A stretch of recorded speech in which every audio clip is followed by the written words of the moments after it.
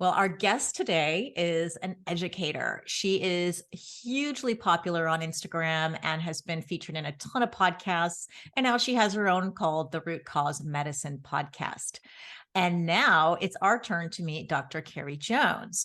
She is a naturopathic doctor with 20 years of experience in women's health and hormones and endocrinology. And she's also super aware about the issues in our public health system, because she did a master's in public health too.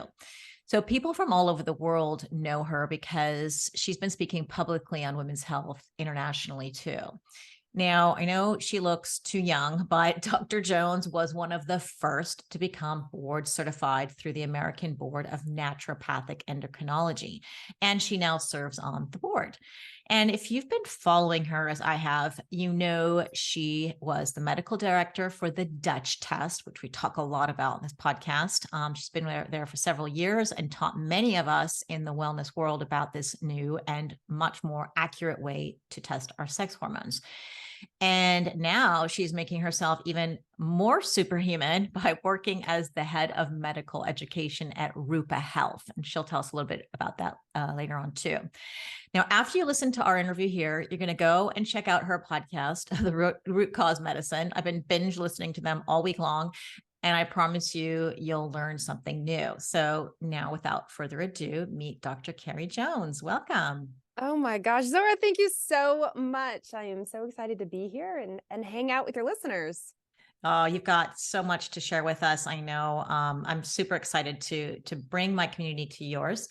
And anyone who's been following you, we know you're the queen of hormones, and that's what we're all super interested in as we hit around perimenopause and menopause.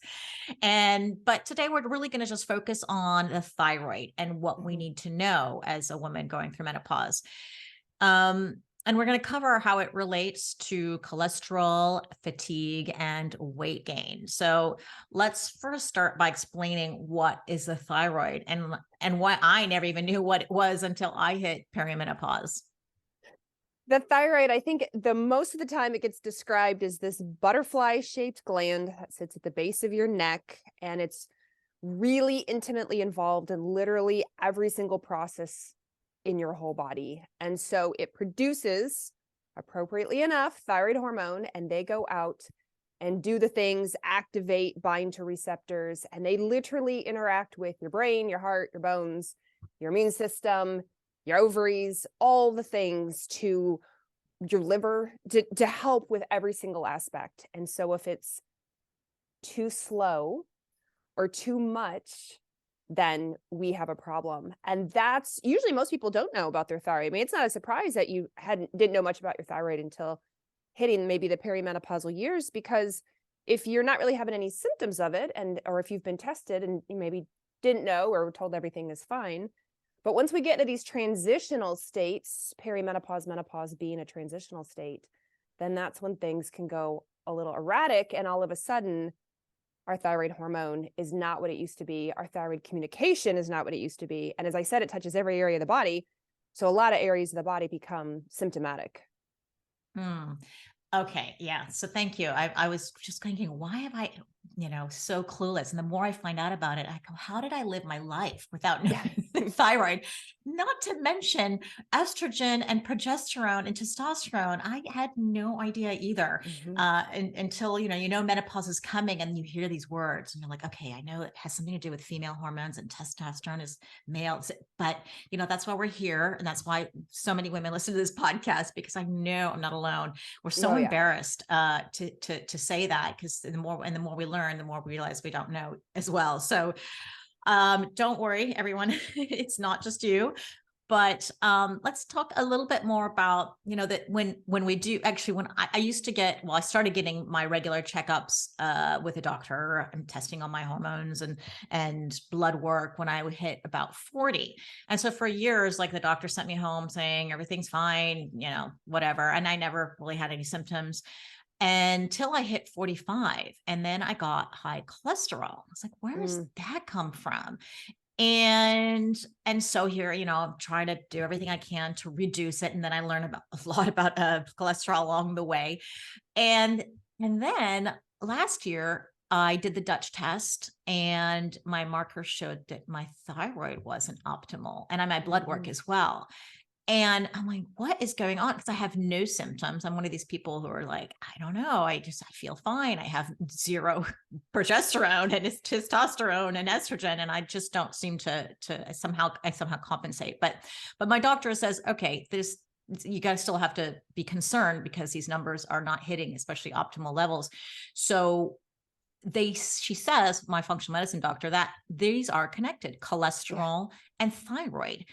So I would love for you to explain that, because I know there's plenty of women out there too who are getting this same diagnosis, and we're just sort of thinking, what is the connection here?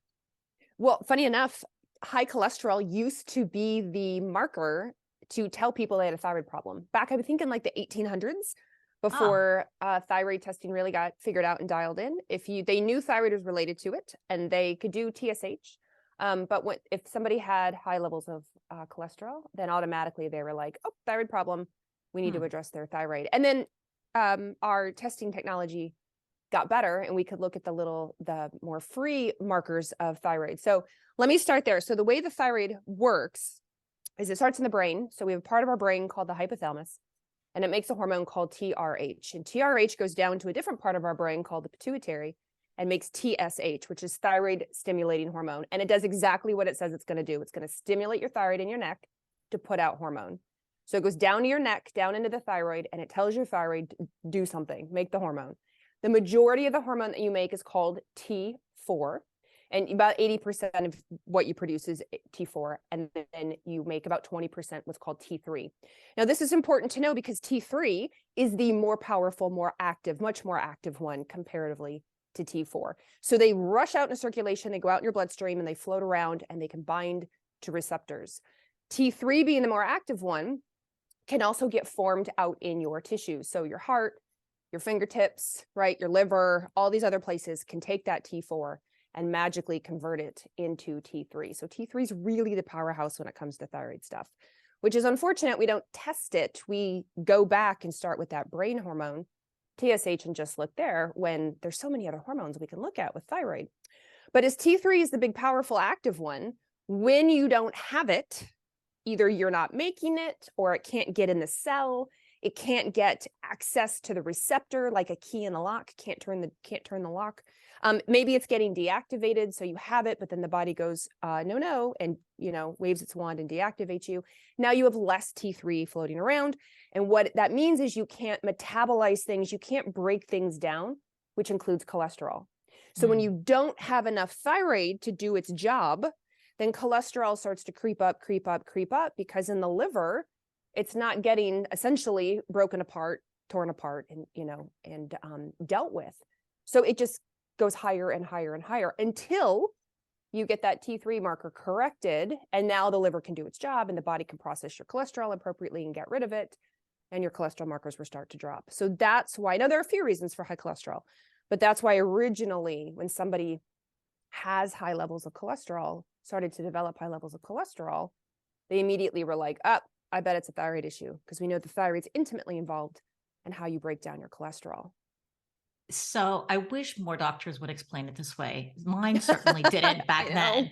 And he just looked at me going, I'm supposed to prescribe you statins, but he knows me. He's like, I know you, but and it just seems so wrong. Yeah. I'm like, do I look like somebody having a heart attack? It was really concerning. So it would be it would be ridiculous almost, or maybe it wouldn't make so much sense if that's what was happening, if that's more my case. Then why focus so much on trying to lower your saturated fats and try to cut out these foods from your diet, and when in fact maybe you should be running after the thyroid and start there rather than chase cholesterol or give me a statin, right? Which is why getting routine testing and tracking it, this is where I want people to be empowered in their own health, like actually keep their old reports, or in a lot of systems nowadays, we can go back and, log in and see our old markers, because you turned 40 and got some screening blood work done, and your thyroid was fine, your cholesterol was fine. Then 45 hit and you were like, oh, wait a minute, cholesterol's up, thyroid's down. So we can start to see this creepage over time. If you are just checking cholesterol, just checking thyroid for the very first time ever in your 40s or 50s. I mean, I had patients come in and go, I've never had blood work done. I'm like, good gracious. we need to jump on this, the self-care bandwagon. But with this is why I tell, I mean, men too, but everybody, I'm like, start to get blood work, even if it's just the most basic of the basic, because the minute it starts to creep up or creep down, like that's something you need to pay attention to over time. And it can give you that input. If you've had normal cholesterol for 44 years, and on the 45th year, your thyroid goes down, your cholesterol goes up, I'm not thinking statin at all. I'm not like, oh my gosh, her entire cardiac system must have just gone kaput. Instead, I'm like, what drove up her cholesterol? Like, I'm going to ask about obviously diet stuff and things like that. But for 44 years, you've had normal cholesterol and all of a sudden it goes up. Like, that's a little suspect to me. It's got to be something else. In your case, it turned out to be thyroid. And then we could see for 44 years, if you've been getting blood work, maybe since your 20s, let's say, for a lot of people, people can track this. And I love that when they come in and go, I've been, every couple of years I get my thyroid checked, or every year I get my thyroid check. And I've noticed in the last 2 or 3 years, these numbers are starting to like really start to change. I'm like, well, let's do something about it. Something is causing them to change. So let's address that. So then what I understand, most doctors would just give you a TSH. And in terms of testing your, if you say, I want to test my thyroid. Okay. They do a TSH, done. You're in normal levels. And that may not give the full picture. Can you tell us why?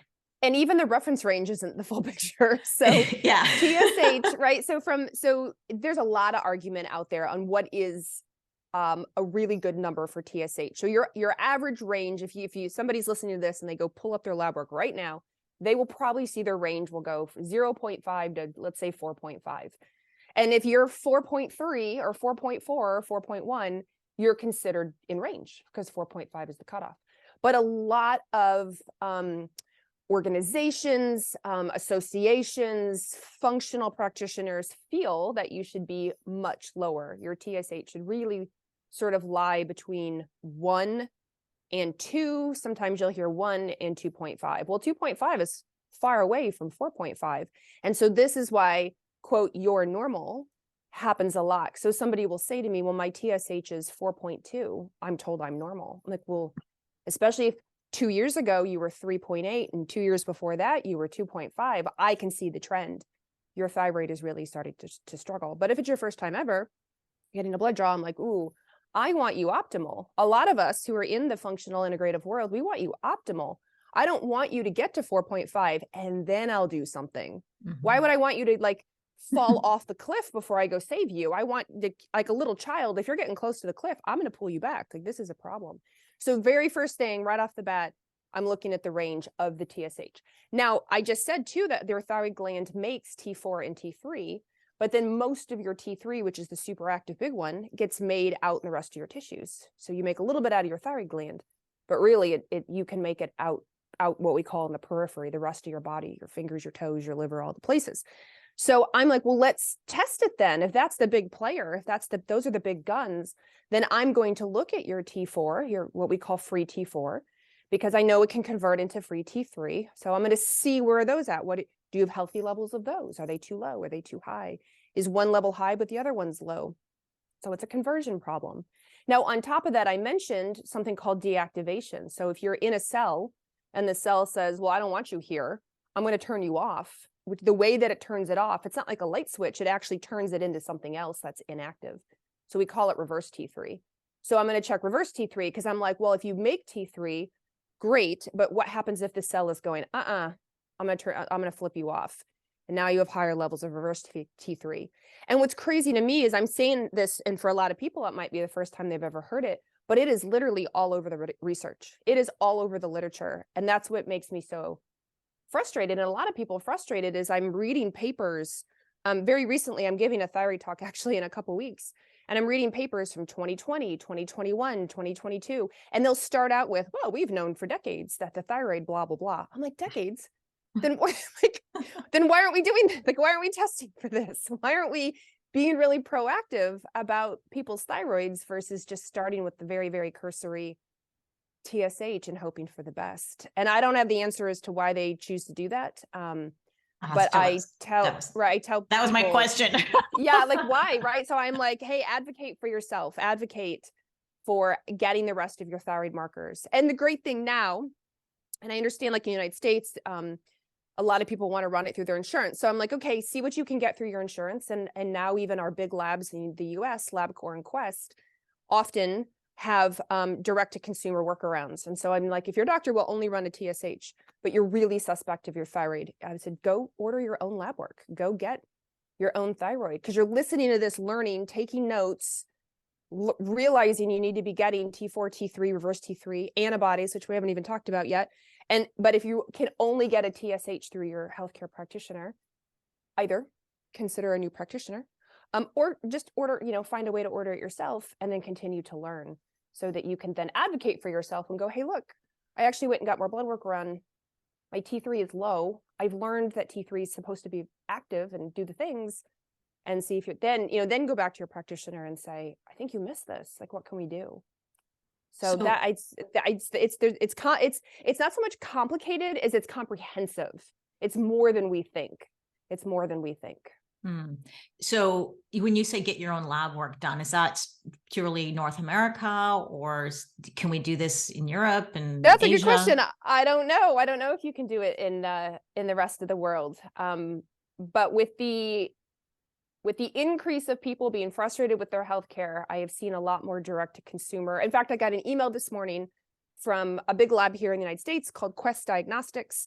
And they now have an entire list of 50 plus labs that you can just order yourself. Like if you, just the average Jane Doe wants vitamin D, like you can just go to Quest and get a vitamin D. You may have to pay cash for it, or you maybe depending on insurance, because if you're ordering it yourself, you can run it through insurance. But I was really surprised to see that labs are finally going, all right, the consumer demand is there. People are ticked and they don't feel well. And they're starting to ask for these markers. They want to know what their B12 is. They want to know what their iron is. Why not? So if let's assume that you can find something in wherever you are located. So do you have to draw your own blood, or is it a fingerprint? Oh, no, you can, no, you would, it is a blood draw, but you don't have to draw it yourself. You go, thankfully, in the companies that I mentioned, they have phlebotomy stations. And so you can order it and then just go with your order to the phlebotomy station. So for example, our phlebotomy, they're like little offices. And so I'm already in the system, and everything's online nowadays, right? You just go, tell them your name, date of birth, or they'll send you a QR code. You scan your QR code and then get your blood drawn. It's very cool. That is really cool. Very 21st century now for some of these labs to be like, all right, sure, just order your own vitamin D or get some of these. Yeah, I have a feeling Europe and Asia aren't quite there yet. I don't know. I could be wrong, but I'm going to investigate. Because of the difference, with insurance, social versus like here, there's so much cash pay. There's so much that insurance is different. It might be different, but if you are listening in the US and you are kind of frustrated, there are now these big labs are offering workarounds that you can. Now you can't order everything. Somebody wanted some very extensive autoimmune panel or a very extensive cancer panel, for example. They won't allow that, but I've noticed a lot of the nutrients, some thyroid, white blood cells, red blood cells, iron markers. Like they're like, okay, have at it. Well, we're going to have to invest. I know that the Dutch test, for example, the dry urine test, yes. You can do this in Europe and Asia, and you just throw them into the mail and you get your results back. So yes, that's pee, right? It's peeing on a stick. Yes. So I don't know if that's different than, blood, but I'll have to investigate. But it's something to, if it's not out yet in your country, it probably will be one day soon. With the consumer demand coming or currently here, I would agree. Yes. Yeah. And so I'm wondering then, if somebody wants to know more about their thyroid when does somebody need to really go dive deeper? Because when you go in to get your T3, T4, free T3, free T4, reverse T3, which by the way, in Europe, reverse T3 is not available everywhere. Still haven't found a place yet. But when does somebody need to really take that deep dive? And maybe that's a moment to talk a bit about the antibodies test as well. Or, or does somebody just start with TSH and see where they're at? It depends if they have symptoms, not symptoms. Yeah. What do you do? Most of the time they're coming to see you because they have symptoms, right? Or they're interested in getting their thyroid tested because they have symptoms. Now, it may be the case where it's just a general screening. So I'm a big fan of, if it is a general screening, then I do want to at least see the TSH, the T4, and the T3 marker. If is it like a very superficial general screening. Now, if I'm ordering the lab, if I'm seeing somebody for the first time and they've never had any kind of screening, I'm asking about their symptoms. I'm asking about family history. I'm asking some of these other thyroid related questions to see, do I need to dive in? Do they have autoimmune already? Is autoimmune prevalent in their family? So then I really should do the thyroid antibodies for thyroid autoimmune, etc. And so as a screening, you can do, and I get it because it's hard to find them in maybe budget. So I'm like, all right, let's at least do TSH, T4, free T4, free T3. If I can get it, I'm going to order more of those thyroid markers to be a lot more comprehensive. Now, as far as symptoms go, usually people are probably in front of you asking for some sort of hormone check because they don't feel good. So common thyroid symptoms, low thyroid, hypothyroid, are things like, I am so tired and I'm gaining weight. I have weight loss resistance. I'm losing my hair. And it's not so much like in the temples, it's sort of this all over, you're shedding like a dog. It's like you're just constantly finding hair all over the place. And they're telling you their skin is dry and their nails are brittle and their GI tract has gotten sluggish. Maybe they're more prone towards constipation. It's harder for them to digest food lately. And so everything just sort of slows down when their thyroid slows down. So energy, metabolism, digestion, hair growth, skin, et cetera, et cetera, et cetera. And so these are the symptoms they generally come and tell me when they've got hypothyroidism. Hyperthyroidism, hyper is the opposite. Everything's sped up. So they're anxious, they're sweating, they might be losing weight. They still might be losing hair just because of everything's sped up. So the growth cycle is sped up. Their skin tends to be more greasy. Their hair tends to be more greasy. Heart palpitations, anxiousness, like I said, nervousness, because again, everything is sped up, maybe more prone to diarrhea. So it's sort of the opposite. Hyperthyroid is not as common as hypothyroid, but I don't want to leave it out of the conversation because sometimes I've had people listening to talks or podcasts with heart palpitations, with a lot of anxiety, not realize what's going on. And it turned out it was their thyroid. They kept being told, oh, it's your stress. Try, here's an anti-anxiety, try counseling. And turns out it was completely endocrine. It was their thyroid. And once we got that under control, all their symptoms went away. So I don't want to forget hyperthyroid, even though hypo is I'm the big glad one. you covered hyper and hypo. That's kind of an important one. So are you seeing, I know, you're not practicing right now anymore. You think you're not really. No, I did for years. But in your practice, but previously, were you finding most of your patients with thyroid issues were older women, or is it just everywhere? I found it all across the board. Now, research will tell you, again, it's those transitional periods. So puberty, going to and coming out of puberty, especially if there's a strong family history. So I would have a lot of these teenage girls whose moms, grandmas, aunties, like all also had thyroid, and the transition of puberty, which is a very big deal. They would develop thyroid issues. Pregnancy, postpartum. So it seems to be the P's: puberty, pregnancy, postpartum, these big swings in hormone shifts. Perimenopause, right? Big, which is reverse puberty, big swings in hormones. So that's when I would see that, tend to see a lot of thyroid issues. Now, is it concentrated more in perimenopause? Yes, but I think my youngest thyroid patient ever was 9, but her mom had been diagnosed at 11. Her older sister had been diagnosed at puberty. Like they had a very strong history of thyroid issues, and so the family knew to look out for it by the time the youngest daughter got to me. So, but I have a lot of women that hit perimenopause and they think, rightfully so, they're like, I'm gaining weight, like my hair is changing, I'm losing my collagen, my skin is getting drier, must be perimenopause, which it might. Estrogen plays a big role in that, but don't forget that in that shift through perimenopause, your thyroid can shift as well. It's reacting just like everything else is. You're losing your ovarian function and the thyroid reacts also, because they like rely on each other. So this is what you think is the root cause of this thyroid issues, is this hormonal fluctuations and transitions, or do you think it's something else? Well, so with thyroid, in the end, ultimately, the thyroid is not the root cause, because generally the thyroid, not in an autoimmune state, it might be, but what triggered the autoimmune state? If the thyroid is slowing down, what's triggering it to slow down? Why are you not making T3? Why are you deactivating to reverse T3? Why is your cell throwing a fit? And so that's where I'm like, okay, there's now a lot of research, thank goodness, on the way that stress and toxins and, blood sugar imbalances, all of these really affect the way our thyroid does or does not function.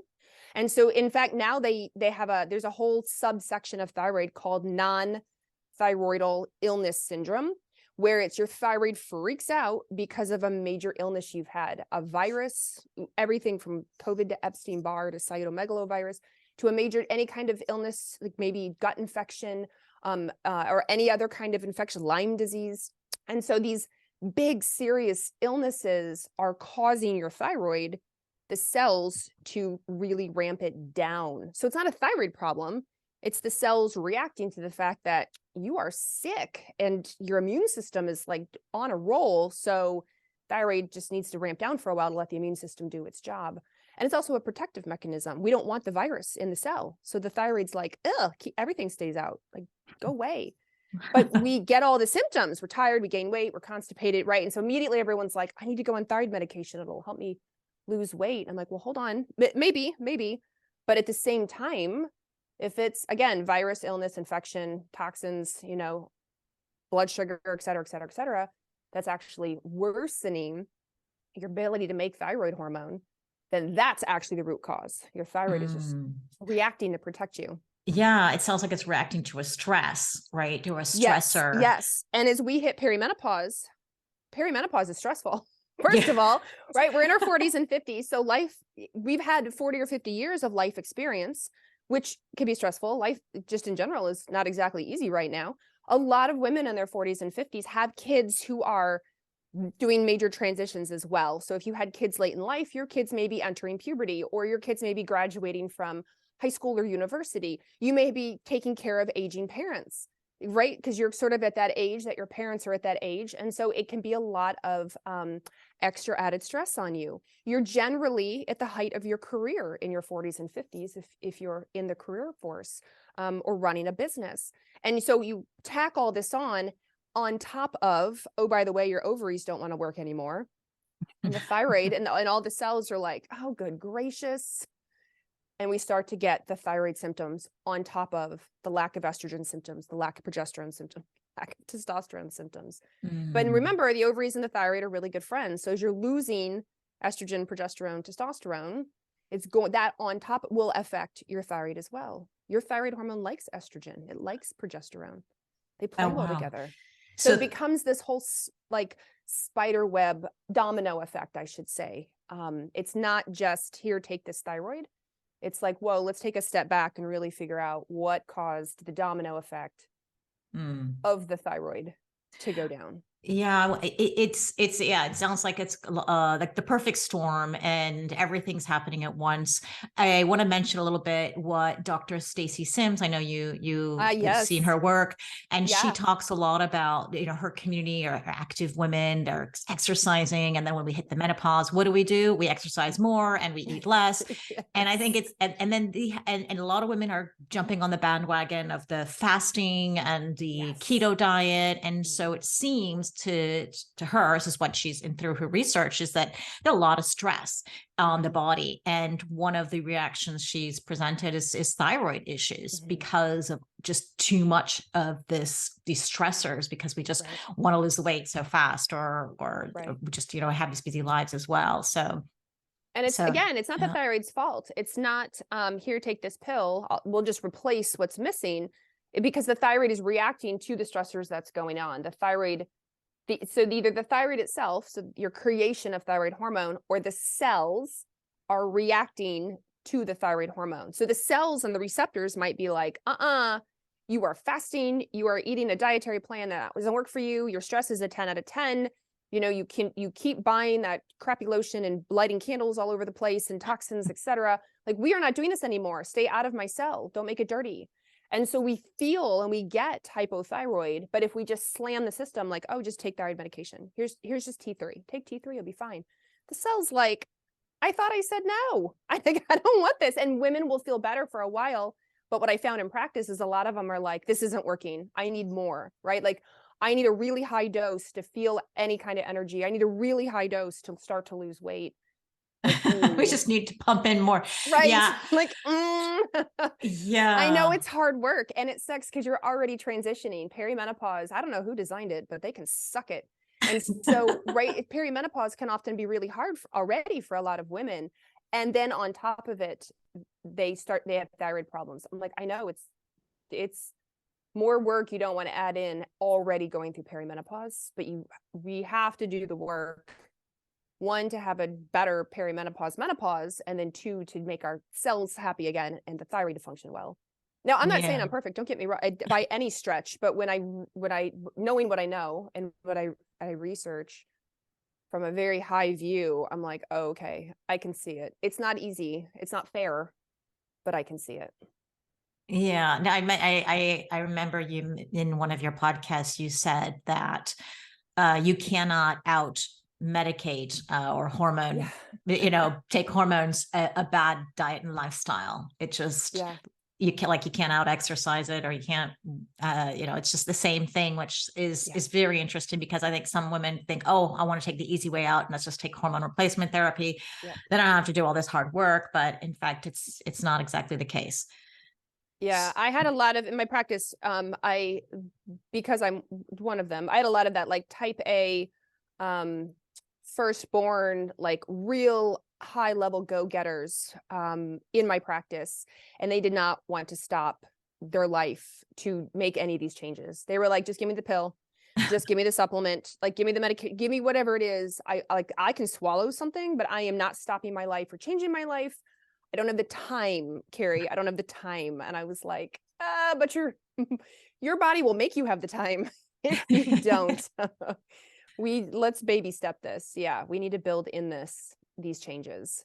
And it's hard. It sucks because we could get away with it, right? We look back in our 20s and our 30s and we're like, I used to be able to be up all night and, go to parties or to events or to drink first and foremost. I could get away with whatever exercise plan I was doing and maintain my weight. And then we hit perimenopause.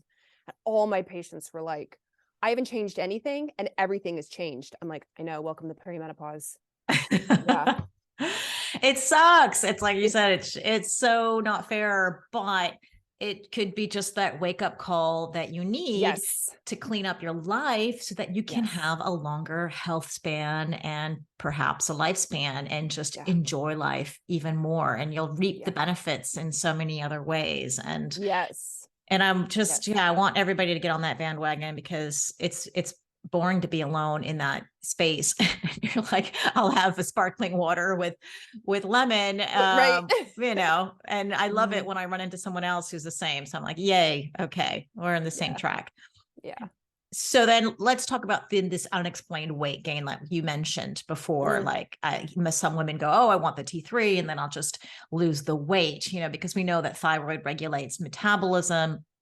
And then, these women who don't know why, like you said, they eat the same, they train the same. And why is thyroid letting us down during this transition? And it's not just thyroid either. So as we get, I don't know, and Dr. Stacy Sims talks about this all the time too. So I love that this is getting a lot more education out there around women as we get into perimenopause. So as our hormones change, we become more insulin resistant just naturally, unfortunately. So in our normal, typical cycling years, we are more insulin sensitive, which is a good thing. In the first half of our cycle, we become slightly more insulin resistant in the second half after ovulation. And then we get our period and we start over again.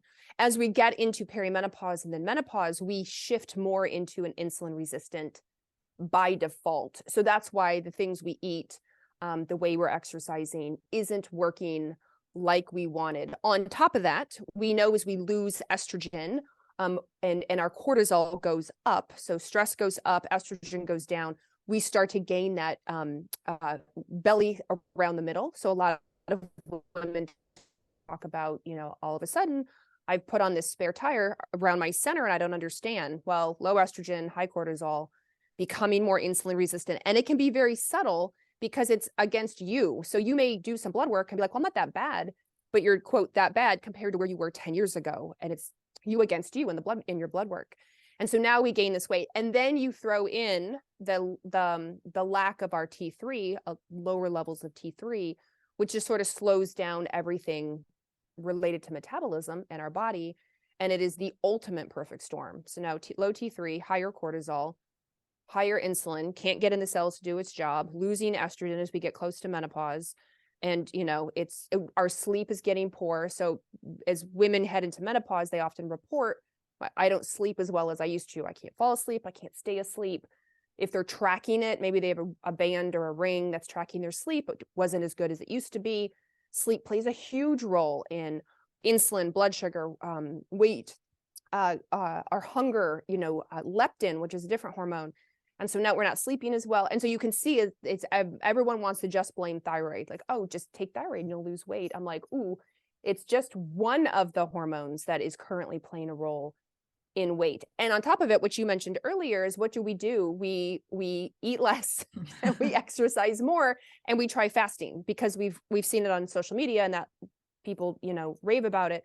And so clearly if I start fasting, but I don't know what I'm doing, so I'm just trying it. I'm just doing it randomly. And then I'm cutting out food and then I'm going to up my cardio because that's what I've done in the past and that's what worked. And now we get on that vicious bandwagon of undercalorie, over exercising and everything else. And so really that stubborn weight gain that happens in perimenopause is that combination of all of those things. And what I wish is that we were, as women, were taught this in our 30s, like, hey, in the next decade, we need to be more aware of these things. So you don't slam into your 40s and 50s and get, weight gain that maybe you don't want, because we know that then could increase risk for heart disease, which is the number one killer of men and women, diabetes, extra pressure on our joints, et cetera, et cetera. And so that's why I'm like, gosh, I wish if we had known in our 30s that changes were coming and we could be very proactive then, imagine how much smoother perimenopause and menopause could be for a lot of women. Yeah. Well, with all the education, I'm hoping more people just get the memo Yes. early on. And I think, Yes. that's the good thing about sort of social media and, assuming it's good. It's good. It's not fake news or anything, but is that people, the word can get around. And if it weren't for internet and social media and podcasting, I think menopause would still be a bad word, like nobody would be talking about it and still be hush hush, but it's now starting to get a little bit of headway and being just normalized to talk about that, and as well as your periods as well. So so then what do people do? What do you say to get rid of that stubborn? First, I give them a lot of hope. I make it sound awful. And like I've said, I don't know who designed perimenopause, but they can suck it. But there is a light at the end of the tunnel and a lot of things you can do. So depending on who the woman is, it's everything that you and I have just been talking about. And we start to peel that away layer by layer. So we test first and foremost. I'm a big believer in testing. Let's see where your hormones are. Let's see what's going on with your thyroid. In fact, I was at a conference a couple weekends ago and they were one of the speakers was talking about as women go into menopause and we lose estrogen, the main estrogen is called estradiol, E2, that greatly affects our microbiome, that good and bad bugs in our gut. And when it affects our microbiome is responsible for also how we deal with calories, weight gain, our mood, production of hormones, right? How we do or don't fight off viruses and bacteria and infections and stuff. Our microbiome does way more than we think. We think our brain does a lot. I mean, our microbiome does a lot. So she was like, yeah, we lose estradiol because we're losing our ovaries are shutting down. And it affects our microbiome. So I'm like, all right, well, I guess we're testing every menopausal woman is now getting their microbiome checked because it's completely shifting due to the lack of estrogen that's happening. So back to testing. So I am a big believer in testing. Now, I don't want you to go broke, and I'm all about what fits in your budget. So we'll work on priorities in your history and your symptoms and whatnot. But test, don't guess. Because if you just start guessing, you might get it wrong. Because some people go, Carrie, but I'm so tired. It has to be my thyroid. And it turns out they're just anemic, low iron. Or, I have such severe brain fog. I'm sure it's my lack of estrogen. And it turns out they're very B12 deficient. Right. So I want to make sure I'm not just throwing supplements or medications or hormones that aren't going to work. Second thing is I'm going to work on the basics. So I'm working on things like stress. I'm working on their diet and lifestyle choices, and I'm working on their sleep, because we've got to get those under control, and it much healthier than probably they were. We're talking about their exercise, the kind of exercise they're doing, if they're doing any exercise. And it can be real hard for those type A women to dial it back. I mean, I would get messages from women who are like, I Peloton twice a day. I get up at 5 a.m. and do it. And I come home, work all day, come home with the family, put the kids to bed, and do it a second time. And I'm like, so we're going to need to slow that down. Like, we're going to need to cut. I know this is going to be hard. And it is hard. My runners, Dr. Sims talks about this. Several people talk about the women who love to run, it reduces their stress. And I'm like, can we fast walk? Can we shift into other things? Because all of that is just not helping the stress response you've got right now. So now we're focused. So stress, sleep, diet's a big one, because glucose and insulin, like I said, really starts to shift as we get older, especially for women. Heart disease is the #1 killer. It's not breast cancer, it's heart disease. So I'm really working to prevent those things. And then I'm peeling away more of the layers. Let's talk about toxins. What kind of makeup do you use? What kind of lotions do you use? What kind of detergents you're using? Do you have candles in every room of your house? Do you have the tree hanging off the rearview mirror of your car? Are you a smoker? Are you a vapor? Like, all of these things, I'm really getting into them. Their alcohol intake. It's amazing. I'm sure you've seen it too. With the pandemic, people were like, I don't know what to do, so I'm going to drink. And it's continued. And I understand it's a great coping mechanism for a lot of people, but it's also greatly affecting your liver. It's a toxin. It's affecting your hormones. I mean, alcohol, unfortunately, all the fun things in life are not actually fun for your body. And so as we get older, I've read papers that show us women lose our enzymes that break down alcohol, start to decline, and we can't break it down. So women go in their 30s, what the heck? I could have a glass of wine and feel great. Turn 45, but I can't drink wine anymore. I'm like, I know. It's so not fair.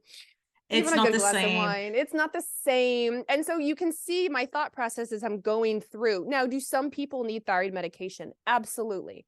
Absolutely. I am not against thyroid medication. Some people need thyroid support. They're low in selenium, they're low in tyrosine, they're low in zinc. These are nutrients that help your thyroid function better. It's autoimmune. So there are a lot of reasons for autoimmune. Is it like gut related? There's something called molecular mimicry, which is where your body gets confused and is meaning to go after, let's say, a virus or a food you're allergic to, but it cross reacts it with thyroid gland by accident. It's mimicry. And so instead of going after, let's say you're allergic to corn, but you keep eating it. So, but it cross reacts with thyroid. So every time you eat corn, it's like, oh, this looks like thyroid. I'm going to attack it. Or gluten. Gluten's the big one that can kind of instigate some of this. And so, but not everybody has autoimmune. And so so you can see it's not one size fits all. It's not everybody gets selenium, even though I like selenium. It's not everybody gets T3, even though I like T3. It really kind of depends what's going on in their life, what their symptoms are, their family history, their testing. But I don't want people to give up hope. I don't want them to feel overwhelmed. I know this can feel very overwhelming, what I'm saying, but also remember, it's easy for me to rattle this off because I've been doing it for 20 years. I've been working with women for 20 years. And if you're only in page 1 of chapter 1 of your new improved book, I understand how you can look at your whole book and think, oh God, I have to get through this whole thing. But you'll feel your health span, as you said, will be so much greater on the other side. And again, like baby steps, I'm all about budget and baby steps. That's fine to move through this. We need more doctors like you, because I think you unfortunately not enough, because you do take that. I love that you have the training in medicine, and then you have training in the holistic approach, and you use both of these to whatever is as appropriate. And I think a lot of people are getting a lot of information and we're all confused and we're like, oh, I should Mhm. be on thyroid hormone because that's what they hear. But in fact, it's just like you said, it's so dependent. And that's why I really want to stress to people, just go get a good doctor. If Yeah. you can't, not happy with yours, change it, go look for one. We have telemedicine now. And Yeah. with all this blood Yeah. work and the testing that we can Yeah. do without actually going into a doctor's office, there are ways. Don't give up. And if you're not happy with what your doctor's telling you, you still feel not great, then you need to just keep going. We've got 10 minutes left, and I want to Yeah. open the mic for everybody else. But before we do, I just want to tackle a couple myths and Yeah. truths, because that's Oh. what we were talking about. Myths and truths. And Yes. Yes. so let's just bang these out real quick so we can get people asking their questions. Hypothyroidism is irreversible. Myth or truth? Oh, I think myth. I think myth. Yeah. Okay. I think what you said. Yes, I think it can be reversible. Not in everybody, but yes, I don't think it's a forever thing for everyone. Okay. All right. It's possible. You can fix hypothyroidism through your diet. I don't think diet alone. I don't think diet alone. Mm-hmm. Okay. Yeah. That's why we I do think diet plays a big role, but not alone. Uh-huh. So speaking of diet, then, if you have thyroid issues, you shouldn't eat soy or any brassica vegetables like broccoli and cabbage.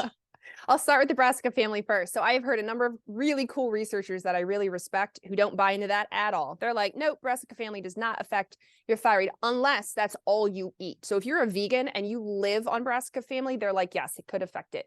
But if you're the average person who just has like broccoli or cabbage or cauliflower or kale here and like in your day, they're like, we've studied it. It's not going to happen. Soy is a little different in that do not take your thyroid medication with your soy products. So thyroid medication, if you're on it, is extremely dramatic and doesn't like other things in the stomach at the same time, especially dairy products, soy products, iron or iron products. So be careful of iron fortified foods or certain meats. And then minerals like magnesium and calcium. So people don't know this. They take their thyroid medication with their multivitamin. They take their thyroid medication and then drink soy milk, or, have their smoothie with their soy milk or soy protein powder in it, or their cow milk. Don't do that because it blocks absorption. They compete for absorption, and thyroid, being the delicate flower she is, doesn't get absorbed. So I say you've got to avoid it by a couple of hours. In fact, your pharmacies will tell you that. So just don't drink your soy around your thyroid medication. Okay, good tip. What about thyroid peptide bioregulators? You can regrow your thyroid with them. I don't actually know anything about that. So that's a really good question. I've never seen it done, but it doesn't mean I just haven't looked into it. Okay. I'm very curious. I've heard that one. I don't know if it's true or not. Okay. This is the last one. Let me think of this because we covered a lot of this stuff. Once you're on thyroid medication, you cannot stop. Oh, I have lots of anecdotal stories of people who've been able to come off their thyroid medication. You see it on social media. I have like some of my patients. I don't think that's true for everybody. For some people, it is. For some people, they have to be on medication for whatever reason. No harm. Don't be ashamed of that. It is what it is. And for others, they are able to come off of it for a variety of reasons. So it just depends on the person. Okay, one more. I'm out of curiosity. Yeah. One more, and this is it. Desiccated pig thyroid is better than prescription thyroid hormones. So here's where it gets controversial. I am 100% in the camp of it depends on the person. Whereas you have two camps, right? Pig is better or the prescription is better. Again, I prescribed thyroid for years and years and years. I had a lot of people that didn't do well with the desiccated thyroid at all. Did great with the just, T4, T3 combinations. And then I had a lot who like the pig changed their life. They've been on the prescription T4, T3 and didn't do anything. So I am a big fan of like, we're going to start with one and see what do you think resonates or based on my experience. And then if we need to change, I'm totally okay with it. So that's my answer on that. Just because I've had so many thyroid patients in my career and I don't think there's a better one. The best one is the one that suits you. The best one's the one that suits you. And I've actually had people who've, what's a good word? Not outgrown, but maybe not immune, but especially my Hashimoto's, my autoimmune thyroid people, like something would work really well for a long while. And then either the manufacturer would change, right? Or they would do something sneaky and then they're like, Carrie, this isn't working anymore. So we would have to switch them. I'm like, all right, let's switch to pig for a while. Let me figure out what's going on with the manufacturer and then we can switch back. So that's the other thing we have to be careful of, is that you think you're prescribing or getting the same thing every time. It might not be. If your pharmacy is just refilling whatever random manufacturer sends them thyroid, it can be a little bit different. And generic versus brand is a little bit different. Generic has a wider range of preciseness, as opposed to, meaning like how much thyroid is in the pill. They have a little bit wider range of room for error, whereas brand has a very tight range. If it's brand, what it says is in there should be in there. And then filler, some of the fillers have gluten, some of the fillers have food coloring in them. Some people don't react well to certain fillers. So it may not even be the thyroid itself. It might be all the other crap that's in the pill. There's so much nuance to thyroid. There is. That's why you can't just rule it out and go, okay, it's not working for me. There's always an option. And just because like your sister or your neighbor, I'd have people come in and go, my sister does this pig thyroid. I'm like, well, we can start there, but it may not work for you. We'll try it. Yeah. It's such great answers. All right. So we're going to have to open our mics to the audience who are listening. And I'd love to start with Sandy. And she's got lots of information too, and questions, I'm sure, on thyroid. Sandy, have you got a question for us or a comment? Yes, I have a couple. Hi, Carrie. Hi. Okay. So I am currently navigating menopause without a thyroid.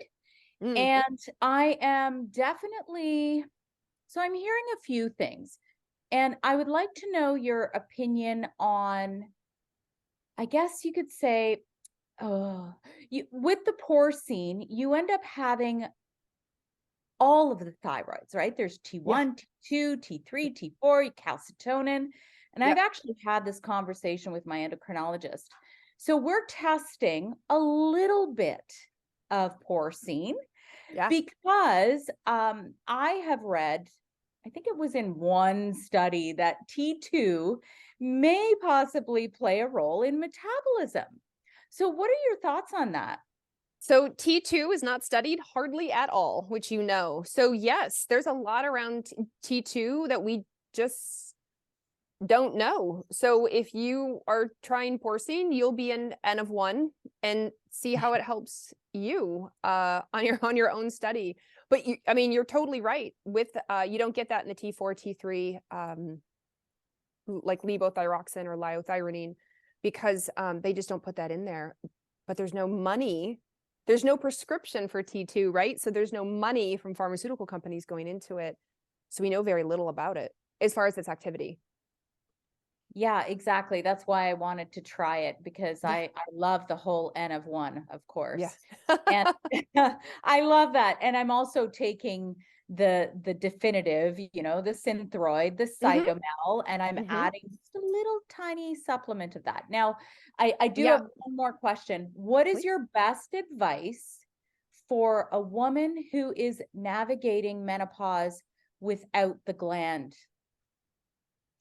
Without the gland. So this is a really good question. When you don't have the gland, you're kind of in this steady state of, obviously you're on Synthroid and Cytomel. So because you're just replacing it, you potentially might have an easier time of it, because you are just replacing steady state what's going on, as opposed to having the gland that is getting negatively affected by the fact that you're menopausal, or when you were going into menopause. So you may actually be ahead of the curve because you're just giving what would have been missing for a lot of people. So like Zora found out at 45, her thyroid was kind of wonky, whereas you are already on it. You're already on Synthroid and Cytomel, and now adding in some porcine. So you may actually be doing better than you think, because you don't have to go with the ups and downs at the whim of things like estrogen, progesterone, testosterone, cortisol, because you just have it all the time. Thank you, Carrie. Good luck. That was such a good question. I completely diss the people who don't have thyroids. I mean, that was good. You brought that up. Thank you. Yeah. Magdalena, any questions? before we let her go. Hello, Dr. Jones. Hello. I'm following your account for quite a while, and I'm very happy with your profile. Always very informative. And what I have to say, that it's also very nice to see you live and listen to you, because you are, like, thyroid problem is not a problem when listening to you. It looks like so easygoing, and you're laughing a lot, and I love this. You are really great with explanations and everything. It seems quite easy matter. I'm on bioidenticals T3, T4, alpha since I was 47. It will be 10 years.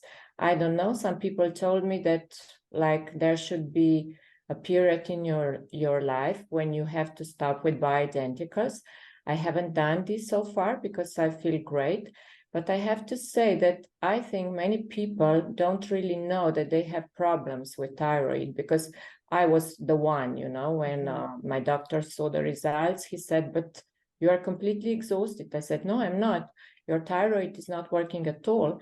And I didn't see these signs, that something is really bad. And I think this is something we should inform people, that they really have to check, because when they really have a problem, maybe it could be already too late. I don't know.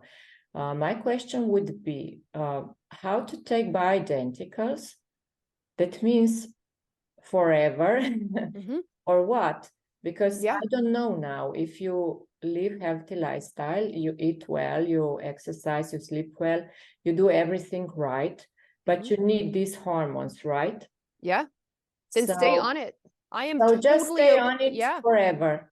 I'm totally okay with that. Yep. And I had patients that was the right decision for them. Yeah. You're on the IRFA. And if that's what you need, why would you stop it? Especially because, like I said in the very beginning, thyroid touches every single cell in your whole body. So heart cell, brain cells, skin, immune system, everything. So let's pretend you're going to stop your thyroid medication. That means that you miss out on your thyroid, that thyroid touching on all of those cells, which could put you at risk for heart problems, brain problems, immune system, right, et cetera, et cetera. And so because you're replacing it with because you didn't have any thyroid, and now you're replacing it, you are minimizing your risk of those things because you're already just replacing the thyroid for it. So I would tell people it's if you need to be on thyroid medication, it's definitely serious. It's just like people who need to be on insulin. It's serious. So if you need to be on it, stay on it. Don't take a break. Don't go off of it if that's the right thing for you. Yeah, that's what I feel about it. Yeah, I think it's okay. And you feel great, right? And you feel great. Yeah. I would also mention men, because we're always talking only about women. Yes, we're women, biohackers, 50 plus and so on. But I know that my partner is doing the same, following these protocols since last 10 years. So also men are exposed to the same problems. He started when he was 45 and he's still on alpha. So I think that men are completely with the same issue. Thyroid can be a and women when getting older, or not only when getting older, right? That's from my side. I'm really happy that I discovered there is a bioidentical hormone, because I never actually felt that my thyroid can be a problem, because I started on time and everything is working well for me. Thank you so much. Yes, well, I'm so glad for you too. And I'm glad you brought up men. Absolutely. I know that Zora had said predominantly the listeners are female, but one of the things with men is that they get left out of the thyroid conversation because research shows predominantly several-fold over women are who get thyroid problems. But it doesn't mean that men can't. And what I would hate, just like with your partner, I would hate for somebody to be really tired, like having all the typical thyroid symptoms, and it gets either blown off as stress or blown off as something else, or they get, oh, it's probably low testosterone. They check their testosterone's fine. So they're like, I don't know what's wrong with you. And they never think, check the thyroid in a man, because they're so focused on, well, thyroid is a female problem. And it's not always, it can happen in either, and anyone. It's just more prevalent in females, Exactly. which is why we talk about Men it. Yeah, always connect all the problems with low testosterone. Yeah, they do. Right? Yeah, they do. Yes. Now, and as you know, low thyroid can cause low testosterone. So men, and here in the United States, exactly. we have all these testosterone clinics. So men go in, they get their testosterone checked. If it's low, they get put on testosterone. It drives me nuts because I'm like, well, why is their testosterone low? It could be thyroid. It could be, there's a lot of reasons that cause thyroid to drop low other than age. So yeah, I'm glad you said that. Thank you, Magdalena. So are you, one question before we let you go.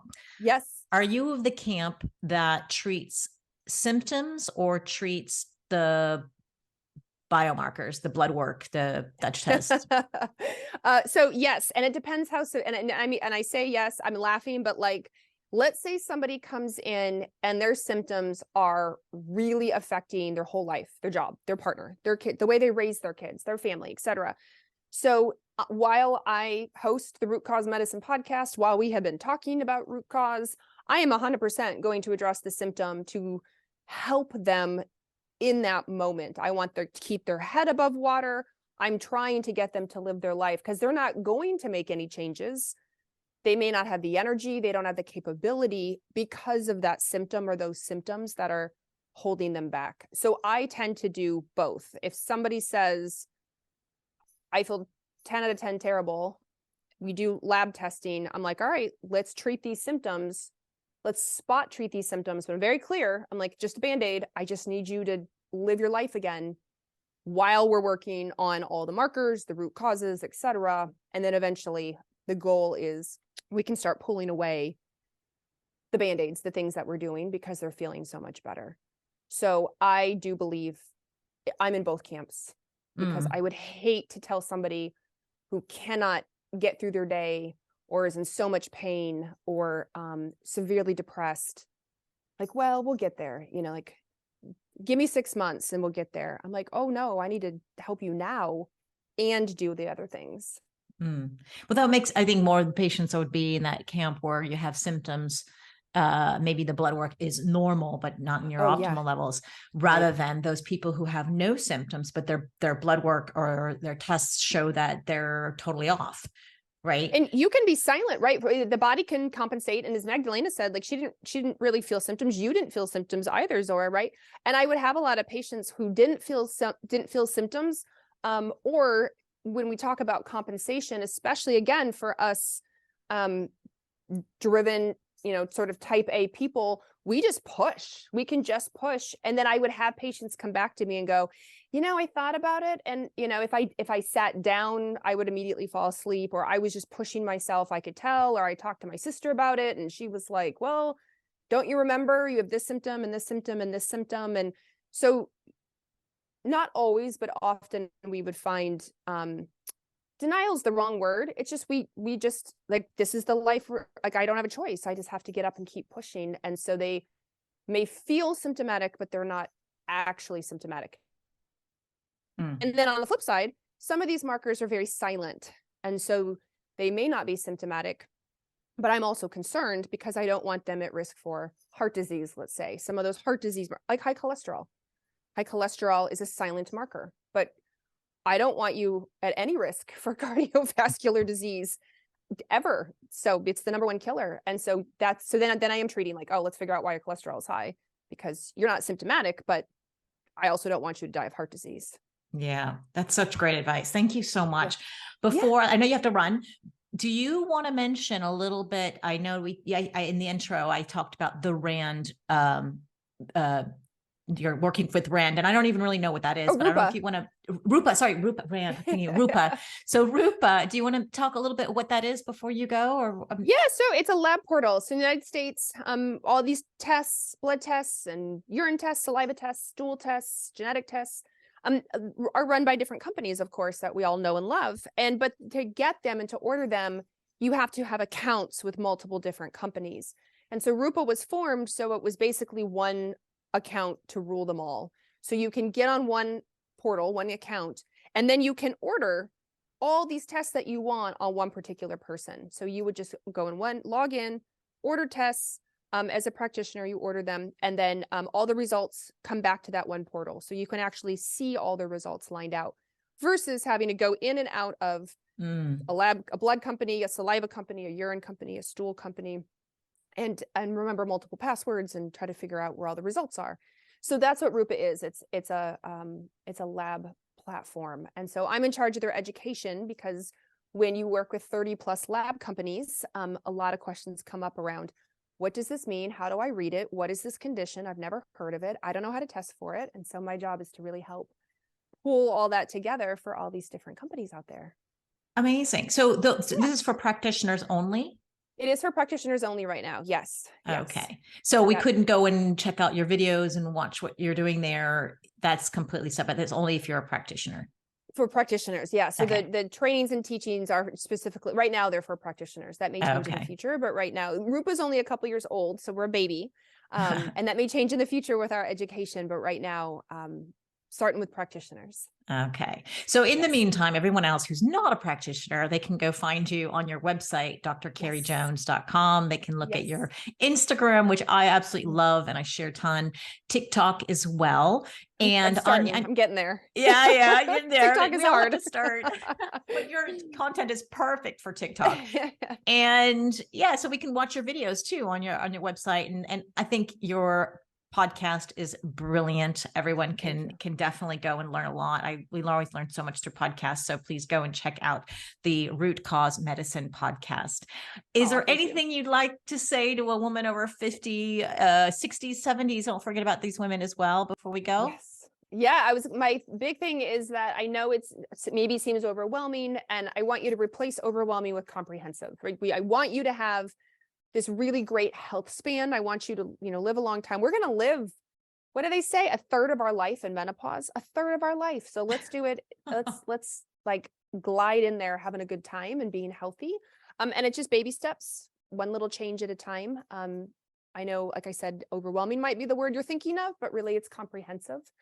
And what we're going to do is take it one step at a time and get you there. Awesome. Thank you so much for your time. I got to have you back. We got to take another deep dive in another part of our hormones. And I hope you have a great day. Good night. Good morning, wherever you guys are listening as well. And I'll see you next time. Wonderful. Thank you so much. Thank you, everyone.